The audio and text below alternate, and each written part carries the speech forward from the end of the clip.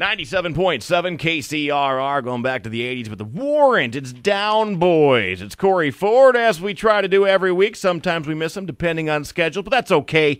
We check in with our very own rock star that never was, Mr. Jonny DeMartini. Mr. Martini, how is you? I is fine. How you be? I be good, man. Thanks for calling. What's going on in your world? Well, my world, we're just interviewing some new groupies, and we can get to more on that here in a little bit. Well, that sounds like you have a very, very rough life. It's horrible. You know, we had to fire the last group. But let's get to the news. The news, Bon Jovi in the news for a couple of different reasons. What's going on? These guys are almost as big as self-promoting as Kiss is, but it's not quite as, you know... Obnoxious? Obnoxious, that's right. They're, about good things here. Richie Sambora has launched his own fashion label. And we got to wish him a happy birthday. He turned 51 this past Sunday. Well, happy birthday to Richie Sambora. Now, does all the fashion have to do with feathered hair? I don't think so. Okay. I don't think so. He's teamed up with a 27-year-old L.A. designer named Nikki Lund, and their label's going to be called White Trash Beautiful. Ah. You will only find this kind of stuff right here on the Jonny DeMartini 80s Hair Report, man. Currently, they're only designing fashion for women. But I got to tell you, they also stated in the press release, there's only 2 men at this point that are wearing their clothes. And that's John Bon and Richie themselves. Oh, I thought you were going to say Elton John and the lead singer from... From King Cobra? Yeah. Okay, yeah, let's not talk about men wearing women's clothes. Yeah. Not it's funny. Too close to home, sorry. Circle Tour, they're on their tour right now, from what I gather, doing okay. Yeah, it's doing real well. In fact, they were the top Billboard Hot Tours chart again. They've scored number one twice this year, and they've been on the darn thing 4 times. So, people want to make fun of this genre of music. Keep doing it because it's making a lot of money. There's no such thing as bad press in this industry. No, that's right. That's right. Hey, John Bon Jovi is, we make fun of him a lot, but he is a trooper, man. Just damaged himself on a recent tour stop. The man is a machine. He blew out his calf muscle at, I think it was their last concert. I think they did 4 at the Meadowlands. I think they Now, did. I wish they'd come to Iowa and spend a week, but, Meadowlands is the Meadowlands. He joked, "Don't you worry, folks. I'm 48 years old.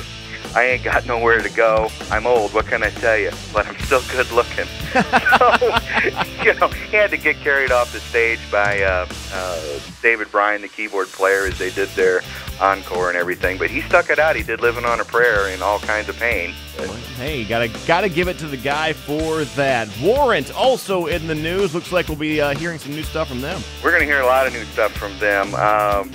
Robert Mason, former lead singer from Lynch Mob, on one of their releases, is now with Warrant, and they're currently touring all over the United States. Every clip I see on YouTube is just phenomenal. This guy is just an excellent addition to the band. Janie Lane, with all his problems, was replaced by a couple other guys, including the lead singer from Black and Blue, Jamie St. James. Not that they didn't want to keep him, he just wanted to go back to his old band. But they're got a new release coming out early 2011, and one of the new songs I heard absolutely rocks, of course. Very cool. So maybe we found a Warrant lead singer that's going to be around for a while. I hope so. Robert's a cool guy, and he doesn't quite have the problems that the rest of the gang's always had. Oh, rock and roll always leads to the devil's hole. It does. And speaking of the devil's, did you say devil's soul? I said the devil's hole, but whatever you'd like. Nice segue into the whole groupie thing, Corey. I'm working on it, man. Yep, we've, as I told you, we had to fire the groupies. I left them all off at a truck stop, and we pulled away pretty quick. Things got bad. What happened? Well, at the last hotel stop we did, we can't always spend every night on the bus. We pulled into a hotel. There was nobody there anyway, and got rooms, went down to the pool, having a good time, and the manager comes up to me and says, "Mr. DeMartini, we are going to have to ask you guys to leave." And I said, "You don't understand, we're a rock and roll band, and we're sorry we were a little too loud. We'll turn it down." She says, "It has nothing to do with the music." "Okay, I'll get the girls to quit drinking. I don't want the glass bottles in the pool." And he says, "Has nothing to do with that either." And I go, "Well, what is it?" He says, "Mr. DeMartini, somebody has urinated in the pool." And I go, Listen, dude, that's what the chlorine's for. Everybody urinates in the pool. Yes, Mr. DeMartini, but your groupies have been doing it from the 3rd floor balcony.